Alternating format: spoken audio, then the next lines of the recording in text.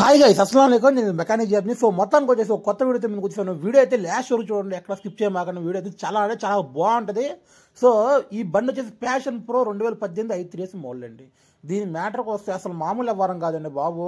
అసలు బండి అయితే కస్టమర్ది వచ్చేసి భద్రాచలం అంట. భద్రాచలం నుంచి ఆయన ఇక్కడ మన ధర్మాజిగూడెం అంటే ఆల్మోస్ట్ ఒక 100 కిలోమీటర్స్ ఉంటుందండి. ఈ బండి వచ్చేసి చూస్తున్నారు కదండి, బండి 2018 మోడల్లో. దీనికి వచ్చేసి టైర్లు బాగాలేదు, వెనక టైర్ బాగాలేదు, ఎదర టైర్ బాగాలేదు, అరిగిపోయి ఉన్నాయి. వెనకాల టైర్ని ఎదరేయించుకున్నారు ఆయన, అంటే అక్కడ సెకండ్ హ్యాండ్ వేయించుకున్నారంట. సో 2 టైర్లు అరిగిపోయినాయి, 4 స్టంబులు లేవు, అసలు ఏమీ లేవు, జోకర్లు లేవు, ఏమీ లేవు, మొత్తం అరిగిపోయినాయి. ఇంకా ఇంజిన్ విషయానికి వస్తే కనీసం ఇంజిన్ అయినా పికప్ ఉండాలి కదండి. ఇంజిన్ విషయానికి వస్తే ఇంజిన్ అయితే ఎప్పటి నుంచో సౌండ్ వస్తుందంటే, వాల్ సౌండ్ వస్తుందంట, క్యామ్జన్ సౌండ్ వస్తుందంట, మొత్తం సౌండ్ వస్తుందంట. మనకైతే తెలీదు, ఆయనే చెప్పారు ఇంజిన్ కూడా తగ్గుతుందంట. సో మొత్తానికి వచ్చేసి ఇంజిన్ అయితే ఈయన మన షాప్ ఒక 1/2 కిలోమీటర్ దూరంలో అయితే బండి ఆగిపోయిందంటే. సో మన దగ్గర నెట్టుకుంటూ వచ్చారు, ఇంజిన్ మార్పించారంట. ఒక 10 డేస్ ఎంత అవుతుందంటే, కానీ ఇంజిన్ అయితే అస్సలు తగ్గలేదు. కానీ ఏం చేసిన తప్పు ఏంటంటే, కంటిన్యూగా నాన్ స్టాప్ కొట్టుకుంటూ వస్తున్నారు. అందులో ఎండ కూడా ఉండటం వల్ల ఇంకా ఓవర్ హీట్ అయిపోయిందండి. ఇప్పుడు మనం ఇంజిన్ బాగున్న బండికే మనం ఎక్కడ లాంగ్ వెళ్ళాలి అంటే నార్మల్గా ఎలా వెళ్ళాలండి, ఒక 50 కిలోమీటర్స్కో 40 కిలోమీటర్స్ బండి మెల్లగా ఆపుకుంటూ వెళ్ళాలి. కానీ ఈ బండి చూస్తున్నారు కదండి, అసలు ఇంజిన్ కండిషన్లో లేదు. అలాంటిది ఆ కండిషన్లో లేకుండా బండి అనేది కొట్టుకుంటూ నాన్ స్టాప్ వచ్చారంటే ఓవర్ హీట్ అయిపోద్దండి. ఆ ఓవర్ హీట్కి బండి ఏమైంది, ఆల్రెడీ అంతకుముందు ఇంజిన్ లేకుండా ఉన్న బండి ఇది. అంటే ఇంజిన్ లేకుండా ఉండటం వల్ల ఏమవుతుంది, కనెక్టింగ్ రాడ్, జీబీబీ బేరింగ్లు ఇవన్నీ ఏమవుతాయి అంటే, ఇంజిన్ లేకుండా తిరగడం వల్ల అవన్నీ ఇక లోపలనే మొత్తం పలసపడిపోతాయండి. బేరింగ్లు కూడా ఇట్లా సీజ్ అయిపోయే ఛాన్స్ ఉంటుంది, చాలా మట్టికి ఓవర్ హీట్ అయిపోతాయి. సో ఈ బండికి వచ్చేసి అదే జరిగిందండి. సో మొత్తానికి వచ్చేసి ఈ బండికి కస్టమర్ అయితే వస్తున్నారంట. బండి అయితే కిక్ పట్టేస్తే నేను చెప్పే కస్టమర్కి, సరే ఇంజిన్ అయితే పట్టేసింది, ఒకసారి కన్ఫర్మేషన్ కోసం నేను ఏం చేశానంటే ఓడతీసి చూశానండి. మ్యాగ్నెట్ అయితే ఓడతీసి చూశాను కదా, కిక్ అయితే దిగుతుంది. అది కూడా ఎట్టా ఎప్పుడో కొంచెం దిగుతుందో కొంచెం దిగట్లేదు, కొంచెం దిగట్లేదు. నేను ఏం చేశానంటే మ్యాగ్నెట్ ఏమైనా పట్టేసిందేమో ఒక్కసారి చూద్దాం కన్ఫర్మేషన్ కోసం. ఎందుకంటే ఇంజిన్ ఆయిల్ ఉంది కదా బండిలో, ఇంజిన్ ఆయిల్ లేకపోతే అనుకోవచ్చు, ఇంజిన్ ఆయిల్ అయితే ఉంది. సరే ఒక్కసారి చూద్దాం మ్యాగ్నెట్ ఏమైనా పట్టిందని చూశాను, కానీ ఏం ఉపయోగం అయితే ఏమీ లేదు. సరే కదా అని చెప్పి అది కస్టమర్ చెప్పేసా, ఏమంటే బోర్ చేసుకోవాలి, ఇది ఫుల్ బోరే చేసుకోవాలి, ఆఫ్ బోర్ చేసుకుంటే అవదు, పని అయితే అవ్వదు, ఎందుకంటే 2018 బండి కాదు అని చెప్పాను. నాకు కన్ఫర్మేషన్ ముందే చెప్పేసా. సరే ఒకసారి ఓడ చేసి చూద్దాం. ఆయన అయితే ఏం చెప్పారంటే, సరే అమ్మా ఫుల్ బోర్ చేసే ఎంత ఎద్ది ఏంటి అని అడిగారు. నేను చెప్పాను ఆయనకి, ఏమంటే 10,000 అవుతాయండి, మనం సీల్ బోర్ వేసుకొని చేసుకుంటే 10,000 అవుతాయి ఖచ్చితంగా, దాంట్లో తగ్గేది ఏముండదు, రాజీ పడేది ఏముండదు అని ఖచ్చితంగా ఆయన చెప్పేశాను. ఆయన అయితే లేదు ఒక 8,000 తీసుకో, 9,000 తీసుకో అని చెప్పారు. నేను చెప్పి అలా జరగదండి, అలా కుదరదు, నేను మొత్తం ఒరిజినల్ సామాన్ వేసి ఒరిజినల్ పార్ట్స్ వేసి చేస్తా, బండి అయితే నీట్గా ఉంటుంది, మళ్ళీ ఒక 4-5 సంవత్సరాలు చూసుకునే పని ఉండదండి అని చెప్పాను. లేదమ్మా ఒక 8,000 తీసుకున్నారు, అస్సలు కుదరదండి, మీరు చేయమంటే నేను 6,000 కూడా చేస్తా ఫుల్ బోర్, 7,000 కూడా చేస్తా ఫుల్ బోర్, కానీ దాన్ని తగ్గట్టే చేస్తా. ఇప్పుడు 10,000 తీసుకొని చేసింది వేరే లెక్క ఉంటుంది, 6,000 7,000 తీసుకొని చేసిన లెక్క వేరేగా ఉంటుంది. మీరు ఎలా చేయమంటే అలా చేస్తా, ఎందుకంటే స్పేర్ పార్ట్స్ అనేవి తగ్గిపోతాయి అని చెప్పి ఆయనకైతే క్లారిటీ చెప్పేసి, ఆయన ఏం చెప్పాడంటే, సరే బాబు నువ్వు తీసుకో, చెయ్యి, బాగానే ఉంది, ఎన్ని సంవత్సరాలు గ్యారంటీ ఇస్తావు అని అడిగారు. నేను చెప్పా, ఏమండి ఏ బండి చేసినా సరే ఇప్పుడు దాకా గ్యారంటీ అనేది ఎవరండి, ఏ బండి ఫుల్ బోర్ చేసినా, హాఫ్ బోర్ చేసినా, ఏ బండి చేసినా నేను గ్యారంటీ అనేది ఇవ్వను. ఎందుకంటానేమో, మనం గ్యారంటీ ఎందుకు ఇవ్వాలండి, ఇప్పుడు బోర్ చేసాక మనం చెప్పినట్టు తిరిగితే బండి ఆగేది, కానీ వాళ్ళని నచ్చినట్టు వాళ్ళు తిరిగితే బండి ఎట్లా ఆగిద్దండి, ఆగదు కదా. నేను చెప్తా, ప్రతిసారి చెప్తా, ప్రతి ఒక్కరికి చెప్తా, బోర్ చేసిన ప్రతి ఒక్కరికి చెప్తా, అన్నా భయ మీరు బోర్ చేయించుకున్నాక ఖచ్చితంగా కూడా ఒక 1 మంత్ మెల్లగా తిరగండి, 30, 40, 50 లోపే తిరగండి. ఇంజిన్ ఆయిల్ కూడా టైం టు టైం మార్చుకోవాలి. ఇంజిన్ ఆయిల్ నేను చెప్తా, ఇప్పుడు నువ్వు ఫుల్ బోర్ చేయించుకున్నావు అంటే ఖచ్చితంగా 500 కిలోమీటర్స్ తిరిగి నా దగ్గర రావాలి, ఇంజిన్ ఆయిల్ మార్చుకోవాలి, వాల్స్ ఏమైనా లూజ్ అయినా ఏంటి ఆ పరిస్థితి ఏంటి, ఎక్కడ ఆయిల్ చమ్మొస్తుందా లేదా ఇవన్నీ నేను చూస్తాను, రావాలి, నువ్వు నా దగ్గర మార్చుకోవాలి కంపల్సరీ అని చెప్తానండి. అది కూడా ఫస్ట్ సర్వీస్ వచ్చేటప్పుడు నా దగ్గర నేను ఇంజిన్ ఆయిల్ మట్టిగా డబ్బులు తీసుకుంటా, ఫిట్టింగ్ ఛార్జ్ ఏమీ తీసుకోను. ఇంకా రెండో విషయానికి వస్తే, ఆఫ్ బోర్ చేసుకున్నా సరే ఇంజిన్ ఆయిల్ ఖచ్చితంగా ఆఫ్ బోర్ చేసుకున్నప్పుడు ఒక 10 days 15 days అంటే ఒక 5 లీటర్లు 6 లీటర్ పెట్రోల్ అయ్యే లోపు వచ్చి నువ్వు ఇంజిన్ ఆయిల్ మార్చుకోవాలి. ఎందుకనంటే ఆఫ్ బోర్ చేసావు, దాంట్లో రసం మొత్తం అందులోనే ఉంటాయి, అవన్నీ బయటికి రావాలంటే కంపల్సరీ కూడా నువ్వు ఇంజిన్ ఆయిల్ మార్చుకున్నప్పుడు ఆ రసం మొత్తం బయటకు వచ్చేస్తాయి. అసలు ఇంజిన్ ఎట్టుంది ఏంటంటే మొత్తం మనకు తెలిసింది కాబట్టి నేను చెప్తా ఆయనకి, ఒక 6-7 లీటర్స్ పెట్రోల్ అయ్యేంత వరకు తిరగమని చెప్తానండి, అది పద్ధతి, ఓకేనా. సో ఇట్లా మళ్ళీ అప్పుడు వచ్చినప్పుడు ఫస్ట్ సర్వీస్ అయిపోయింది కదా, సెకండ్ సర్వీస్ ఎప్పుడు చేయించుకోవాలండి అది కూడా చెప్తా క్లారిటీగా. సో అందుకని చెప్పండి, దేనికి కూడా బోర్కి గ్యారంటీ అనేది ఇవ్వనండి. సరే దాని గురించి పక్కన పెట్టి చెప్తాం మళ్ళీ దాని గురించి. సో దీనికైతే హెడ్ ఒకటి తీసా, బోర్ ఒకటి తీసా కదండి. దీనికి వ్యవహారం ఏంటంటే కనెక్టింగ్ రాడ్ సీజ్ అయిపోయిందండి. అసలు మామూలుగా సీజ్ అవ్వలేదు, ఎందుకంటే ఆయిల్ లేకుండా అంతకుముందు దీంట్లో ఆయిల్ లేదండి. 2 సార్లు 3 సార్లు ఇంజన్ మార్చుకున్నప్పుడు ఆయిల్ లేదు, ఎంత ఒక 100 గ్రామ్స్ 50 గ్రామ్స్ వచ్చి ఉంటుంది. దానివల్ల అలా జరిగినప్పుడు ఏమైందంటే కనెక్టింగ్ రాడ్ సీజ్ అయిపోద్దండి. లోపల బేరింగ్లు, జీబీ బేరింగ్లు, ఇంజిన్ బేరింగ్లు అవన్నీ మెత్తపడిపోయి అలా అయిపోద్ది. సో ఈ చేపలబ్బాయి చూస్తున్నారు కదా, నా పక్కన కూర్చొని ఏదో గెలుక్కుంటా ఉండవు, ఈ చేడలు కొడుతుండే ఈ చేడలు కొడుతుండే, మళ్ళీ నేను వెళ్ళి చేయలా చచ్చిపోతున్నా. పక్కన కుర్రోడు కనబడుతున్నాడు మీకు.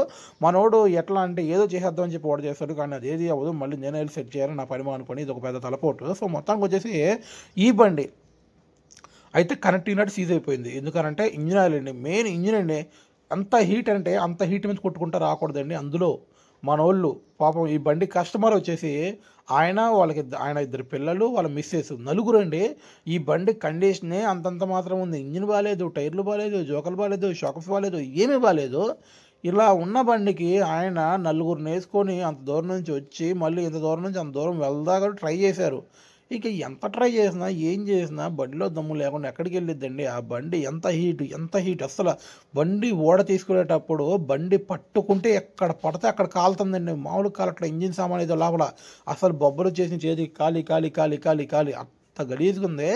అసలు నాకైతే ఇరిటేషన్ వచ్చింది. ఇంద్రాబాయ్ ఇది నాకు అసలు ఇట్ట కాలుతుంది, అవసరమా నాకు ఇది? కొద్దిసేపు ఉంచడం, 1 గంట నుంచి 1 గంట 30 గంట ఉంచి ఇంజిన్ కూలేక చేద్దాంలే భయ్, ఓడతీద్దాంలే భయ్ అనుకున్నా. కానీ కస్టమర్ పాపం చూస్తున్నాడు బండికి ఏమైందా అని చెప్పి. నాకు అర్థం కావట్లా. అంటే నేను చెప్పా కస్టమర్, ఏమండి బండి ఇంజిన్ సీజే ఉంటుంది నేను చెప్పా. కస్టమర్ ఏమో చూడు బాబు, ఏదో ఒకటి చూడు, ఒక్కసారి చూడు బాబు అంటుండు. సరే ఒక్కసారి చూద్దాం, మ్యాగ్నెట్ చేసి చూద్దాం అని చెప్పి చూస్తే నిజంగానే ఇంజిన్ అయితే సీజ్ అయిపోయింది. సో మొత్తం నేను అనుకున్నా ముందు మ్యాగ్నెట్లో సెల్ఫ్ రోకర్స్ ఉంటాయి కదా, సెల్ఫ్ రోకర్స్ ఏమైనా పట్టేసినాయి ఏమో అనుకున్నా. ఎందుకంటే ఇంజిన్ ఉంది కదా బండిలో, ఇంజిన్ లేకుండా ఇంజిన్ సీజ్ అయిందంటే అనుకోవచ్చు. ఇంజిన్ ఉంది, సరే మ్యాగ్నెట్లో ఏమైనా అయిందేమో ప్రాబ్లం చూసే, అది కూడా లేదు. ఇంజిన్ అయితే క్రాంక్ సీజ్ అయిపోయింది. సో దీనికి నేను చెప్పా కదా ఇందాక వారంటీ ఇవ్వను అని. సో నేను చెప్తానండి, నేనే కాదు ఏ మెకానిక్ అయినా ఎవరైనా సరే చెప్తారు, బాబు ఇలా తిరుగు అలా తిరుగు, ఇంతకు మార్చుకో అంతకు మార్చుకో అని చెప్తారు. మీరేం చేస్తారు, చాలామంది ఏం చేస్తారు, ఆహా ఇలా చెప్పడమే ఖాయం, ఇంకా అలా వెళ్ళి ఇంకో లెక్కించుకుని వెళ్ళిపోతారు. ఇలా చెప్పడమే ఖాయం, అలా వెళ్ళి ఏదో సిమెంట్ కట్టలో మందు కట్టలో గిందు కట్టలో వేసుకొని వెళ్ళిపోతారు, గిడ్డు మోపులో. అలా చేస్తే బండి ఎట్ట ఆగిద్దండి, అసలుకే ఆగదు కదా. సో అందుకే బండికి అనేది వారంటీ ఇవ్వనండి. నేనైతే బండి మనం చేయించుకున్నామంటే 10,000 పెడుతున్నాం, 5,000 పెడుతున్నాం, 4,000 పెడుతున్నాం. అంత పెట్టినప్పుడు అంత చేసినప్పుడు ఎందుకు ఇట్లా తిరగడం?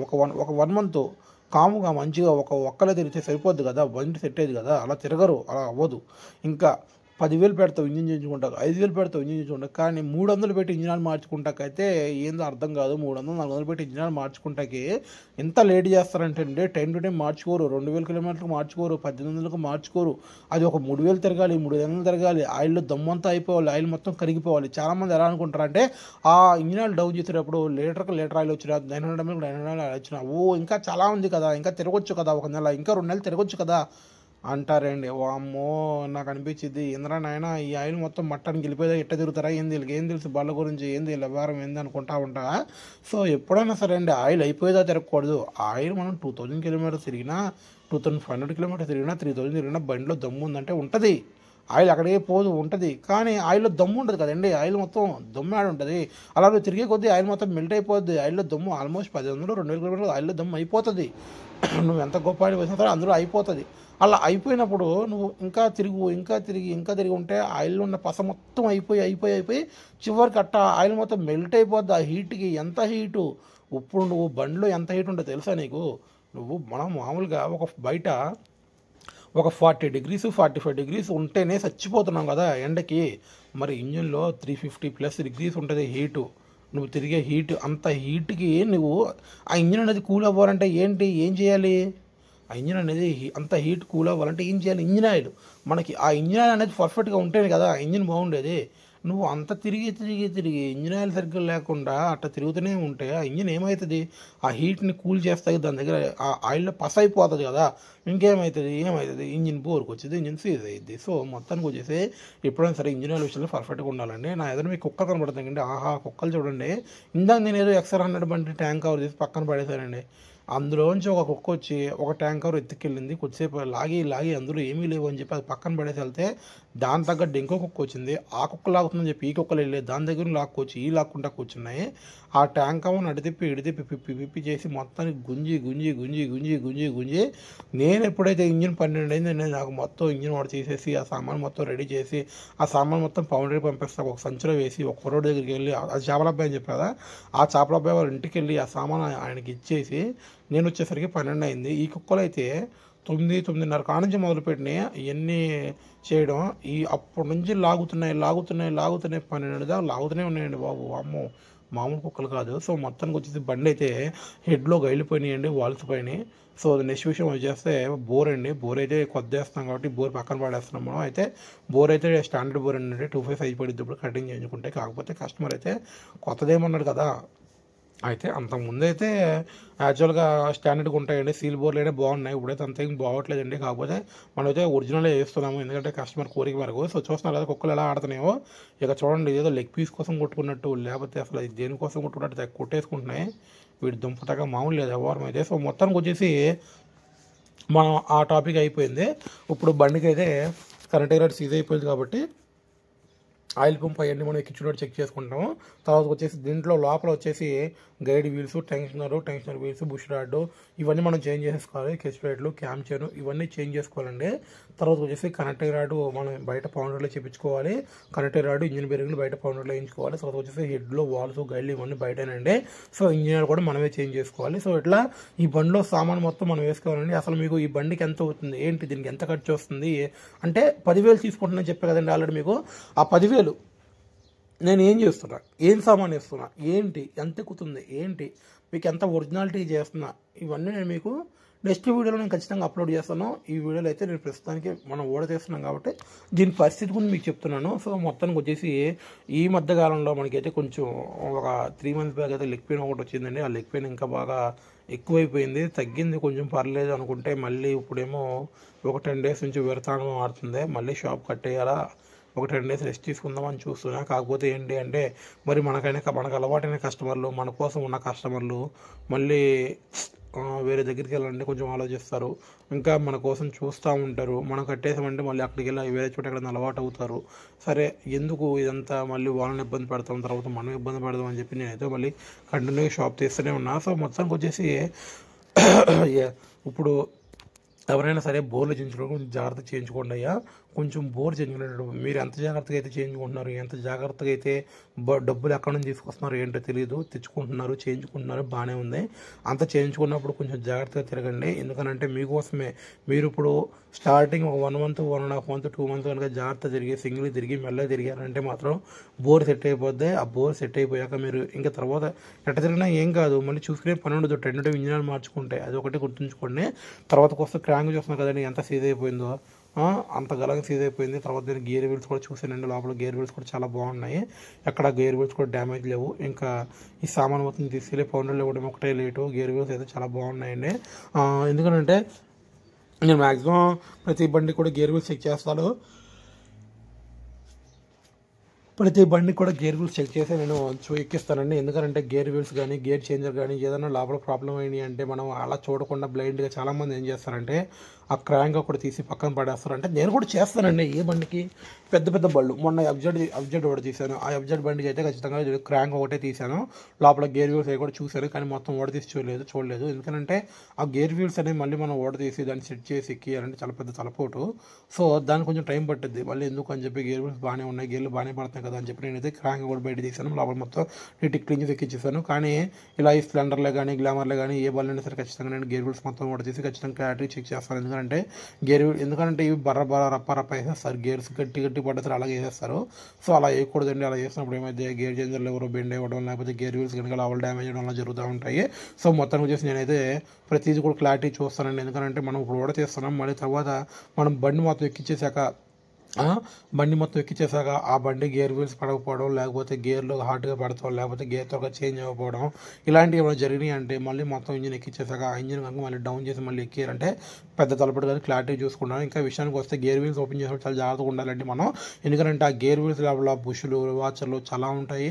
అవన్నీ మనం జాగ్రత్త పెట్టుకొని జాగ్రత్త చేసుకోవాలి. అందులో ఏ వాచర్ పోయినా, ఏ గేర్ వీల్ వాచర్ పోయినా సరే మళ్ళీ గేర్లు అయితే పడవు. ఒక గేర్ పెడితే ఇంకో గేర్ పడదు, ఇంకో గేర్ స్కిప్ అయిపోతూ ఉంటుంది. సో మొత్తం వచ్చేసి గేర్ వీల్స్ అనే విషయంలో చాలా జాగ్రత్తగా ఉండాలండి. చాలా ఒళ్ళు దగ్గర పెట్టుకుని ఎక్కించుకోవాలి. మనమైతే చాలా జాగ్రత్త. వాచర్లు ఉంటాయి మనకి. వాచర్లు కూడా మనకి కిక్ సాఫ్ట్ వాచర్ తర్వాత ఏంటి మెయిన్ గేర్, తర్వాత లోపల గేర్ వీల్స్లో ఒక వాచర్ ఉంటుందండి. ఆ వాచర్ ఈ వాచర్ ఒకలాగే ఉంటాయి, మెయిన్ సాఫ్ట్ వాచర్. సో ఆ వాచర్ ఈ వాచర్ ఒకలాగే ఉంటాయి. మనం ఈ వాచర్ అనుకున్న ఆ వాచర్ వేసినా, ఆ వాచర్ అనుకున్న ఈ వాచర్ వేసినా, ఒకదాని ఒకటి వేసుకున్నా సరే గేర్ సరిగ్గా పడవండి. సో మొత్తానికి వచ్చేసి నేను చెప్పేది ఏంటి అంటే, కొత్త వాళ్ళు కనుక ఎవరైనా ఈ వీడియో చూసినట్టయితే మళ్ళీ సబ్స్క్రైబ్ చేసుకోండి గైస్. ఎందుకంటే చాలా హార్డ్ వర్క్ చేస్తున్నాము. సో ఒకసారి సబ్స్క్రైబ్ చేసుకోండి. సబ్స్క్రైబ్ చేసుకున్నంత మాత్రాన మీ అంటే మీ డేటా ఏం వేస్ట్ అయిపోదు, మీ సొమ్మేం వేస్ట్ అయిపోదు. అంటే ఏమీ లేదు, మీరు కొంచెం సపోర్ట్ చేసినట్టు, మీరు కొంచెం బూస్టింగ్ ఇచ్చినట్టు నా ఫీలింగ్ వచ్చింది. సో కొంచెం సపోర్ట్ చేయండి, సబ్స్క్రైబ్ చేసుకోండి కొత్త వాళ్ళు. ఇంకా నా నుంచి మీకు ఎలాంటి వీడియోస్ కావాలి, నేను ఇంకా ఎలాంటి కంటెంట్ మీకు ఇవ్వాలి ఏంటి, అప్పుడు దాని వ్యవహారం ఏంటి నాకు కింద కామెంట్ చేయండి. అలాగే నేనైతే ఈ బండి నెక్స్ట్ వీడియో నేను మిమ్మల్ని కలుసుకుంటా. మళ్ళీ ఇంకా మంచి వీడియోస్, మంచి